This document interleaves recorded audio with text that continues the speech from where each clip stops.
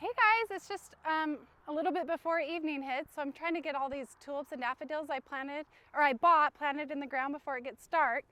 It's fall here and we had our first freeze last week, so all my annuals have died off and they need to be removed. I'm going to show you what I'm working with right here.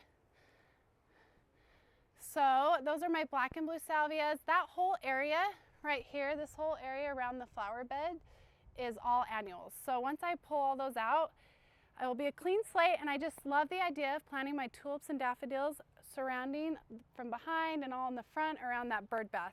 I do have deer, so I do have some tips and tricks to keep deer from eating your tulips. I'll tell you that at the end after I get all this stuff removed. I do have this amazing sweet potato vine. It's an annual. It did so amazing this year. I have a video earlier on that, and it wasn't nearly as big, but this is how big it grew in about 2 to 3 months. It just took over that whole area. Probably won't plant it again because I like a little variety and a little more creativity and more flowers in this area, but it does amazing if you need a plant that takes over. So I'm going to get all these zinnias and all these things removed so I can plant my tulips. I have my little boxes right there labeled. So anyway, let's get cleaning up.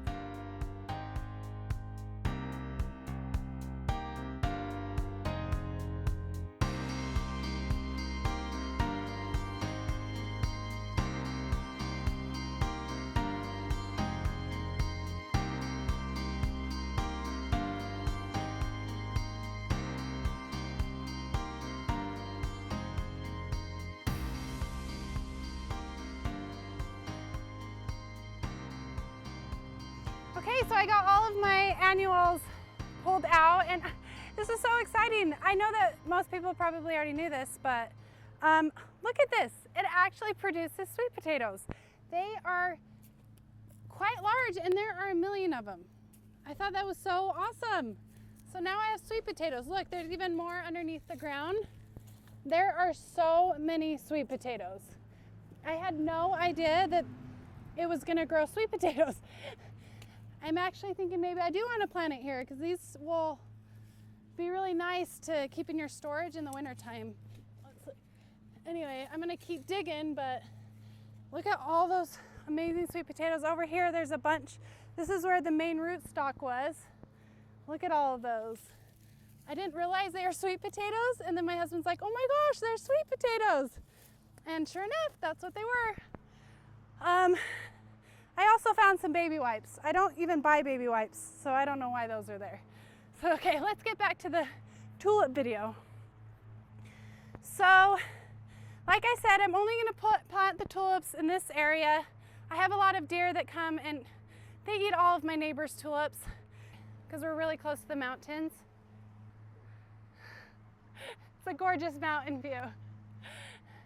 So I'm hoping as I plant them near my house and I intermingle the daffodils, since deer hate daffodils and they're poisonous, that they'll maybe protect my tulips. I don't think that will work either. So I have another method to protect them, and that's you get an egg wash spray. So you put maybe 2 eggs with a cup of water and you just spray the tulips, which is in spring and it's always raining. So at 10 o'clock at night, I'm gonna be out here spraying because that's how much I love tulips.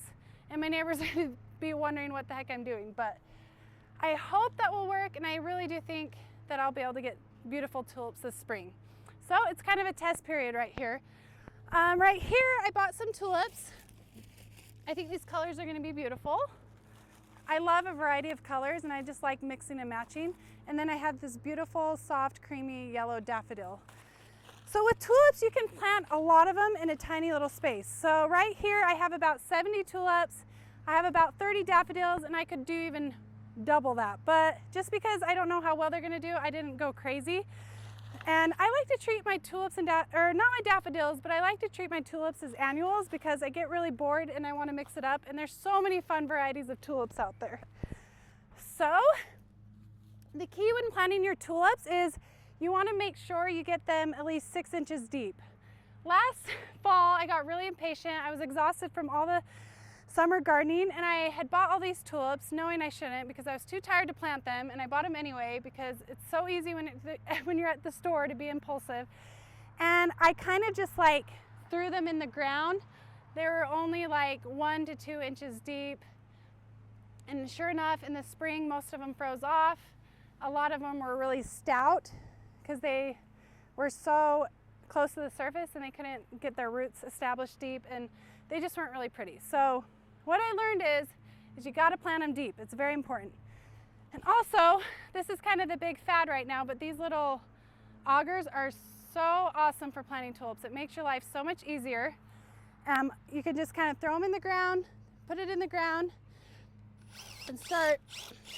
There you go. You got about 6 inches depth, just like that. So I want to create a massive tulips and daffodils. I want a lot of color, and I'm going to plant a ton of them about 2 inches apart from each other. And like I said, there's going to be no rhyme or reason. I just want it to look natural. I'm not planting lines or this or that. I just want chunks of color all around this bird bath. So here we go.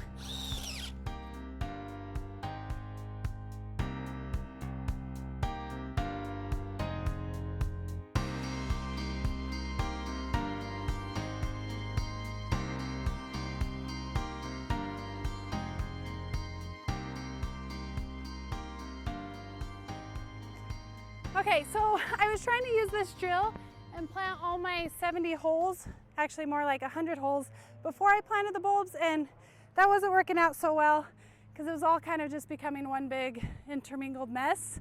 So I'm going to plant a bulb with each individual hole about 2 inches apart. But before I do that, I just wanted to tell you how you're supposed to plant your bulbs, because I didn't know that the first time I did this, and it didn't work out so well for me either. So I made a lot of mistakes. Hoping I can help you avoid those. So for the daffodils, you see right here, there's these roots.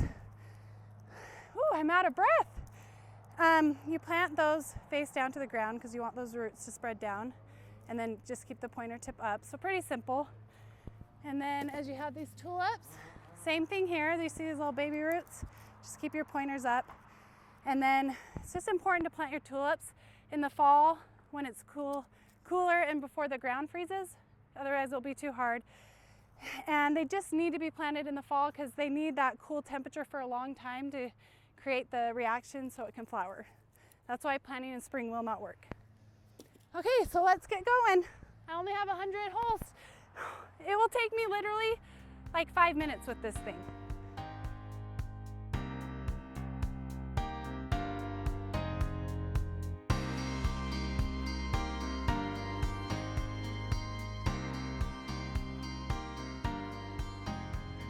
Okay, so I just got all those bulbs planted. Like I said, about 100 of them. I enlisted my husband because it was gonna take a lot longer than 5 minutes, and honestly, it was a little bit tiring. My back's a little bit sore, but I'm thankful for him. He's so nice to offer. Also, these sweet potato plants, they are edible, these potatoes, but they are a little bit on the bitter side, so if you wanna go for it, we're gonna try it. We probably won't like it and we'll end up throwing them all away. Anyways, I hope I got all of the important tips so that you can grow beautiful, successful tulips in the spring. I cannot wait for spring already, and it's six months away, but it is fun to be able to look at my tulips outside of my front door. Anyways, go garden, have fun.